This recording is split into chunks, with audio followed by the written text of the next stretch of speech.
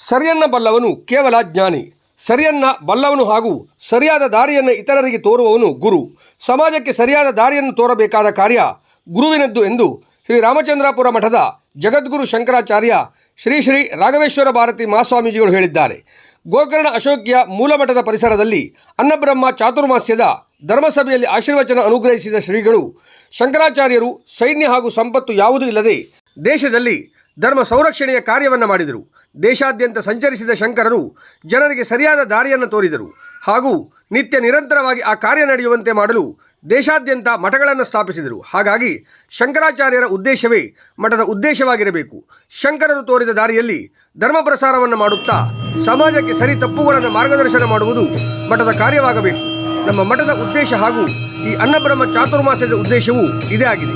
ಜೀವನಕ್ಕೆ ಸರಿಯಾದ ದಾರಿಯನ್ನು ತೋರುವುದು ಹಾಗೂ ಸಮಾಜದಲ್ಲಿನ ತಪ್ಪುಗಳನ್ನು ತಿದ್ದುವುದು ಮಠದ ಕಾರ್ಯ ಎಂದು ಅನ್ನಬ್ರಹ್ಮ ಚಾತುರ್ಮಾಸ್ಯದ ಉದ್ದೇಶವನ್ನು ತಿಳಿಸಿದರು. ಸಮಾಜಕ್ಕೆ ಸರಿಯಾದ ವಿಚಾರ ತಿಳಿಸುವವರಿಗೆ ಶತ್ರುಗಳು ಹುಟ್ಟಿಕೊಳ್ಳುವುದು ಪ್ರಕೃತಿ ಸಹಜ.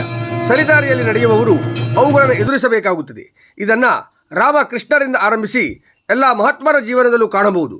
ಕಳೆದ ವರ್ಷ ಮಾತು ಅಥವಾ ಭಾಷೆಗೆ ಸಂಬಂಧಿಸಿದ ಸ್ವಭಾಷಾ ಚಾತುರ್ಮಾಸ್ಯ ಏರ್ಪಡಿಸಲಾಗಿತ್ತು ಹಾಗೂ ಈ ವರ್ಷ ತಿನ್ನುವ ಆಹಾರಕ್ಕೆ ಸಂಬಂಧಿಸಿದ ಅನ್ನಬ್ರಹ್ಮ ಚಾತುರ್ಮಾಸ್ಯ ಆಚರಿಸಲಾಗುತ್ತಿದೆ.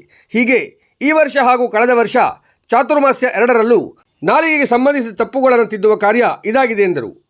ಇದಕ್ಕೂ ಮೊದಲು ಬೆಳಗ್ಗೆ ಜಗದ್ಗುರು ಶಂಕರಾಚಾರ್ಯ ಶ್ರೀ ಶ್ರೀ ರಾಘವೇಶ್ವರ ಭಾರತಿ ಮಹಾಸ್ವಾಮೀಜಿಗಳು ತಮ್ಮ 33ನೇ ಚಾತುರ್ಮಾಸ್ಯ ವ್ರತವನ್ನು ಧಾರ್ಮಿಕ ವಿಧಿವಿಧಾನಗಳೊಂದಿಗೆ ವ್ಯಾಸಪೂಜೆಯನ್ನು ಕೈಗೊಳ್ಳುವ ಮೂಲಕ ವಿದ್ಯುಕ್ತವಾಗಿ ಆರಂಭಿಸಿದರು. ಶ್ರೀರಾಮಾದಿ ದೇವರ ಪೂಜೆಯನ್ನು ಮಾಡಿ ನಿಂಬೆಹಣ್ಣಿನಲ್ಲಿ ಕೃಷ್ಣಾದಿ ದೇವತೆಗಳು ಹಾಗೂ ವ್ಯಾಸಾದಿ ಋಷಿಗಳನ್ನು ಆವಾಹನೆ ಮಾಡಿ ಮಠೀಯ ಪದ್ಧತಿಯಂತೆ ಪೂಜಿಸುವುದರ ಮೂಲಕ ವ್ಯಾಸಪೂಜೆ ಸಂಪನ್ನವಾಯಿತು. ಮುಗುಳಿ ತಿರುಮಲೇಶ್ವರ ಭಟ್ ಅವರು ಸರ್ವಸೇವೆ ಸಮರ್ಪಿಸಿದರೆ ಮಂಜುನಾಥ್ ಸುವರ್ಣಗೆದ್ದೆ ದಂಪತಿಗಳು ಸಭಾಪೂಜೆ ಸಲ್ಲಿಸಿದರು. ಮಾತೃ ವಿಭಾಗದ ದೇವಿಕಾ ಶಾಸ್ತ್ರಿ ಪ್ರಸ್ತಾವನೆ ಮಾಡಿದರೆ GS ಹೆಗಡೆ ದಂಪತಿಗಳು ದಿನಪ್ರಧಾನರಾಗಿ ಮೇಲುಸ್ತುವಾರಿ ಮಾಡಿದರು.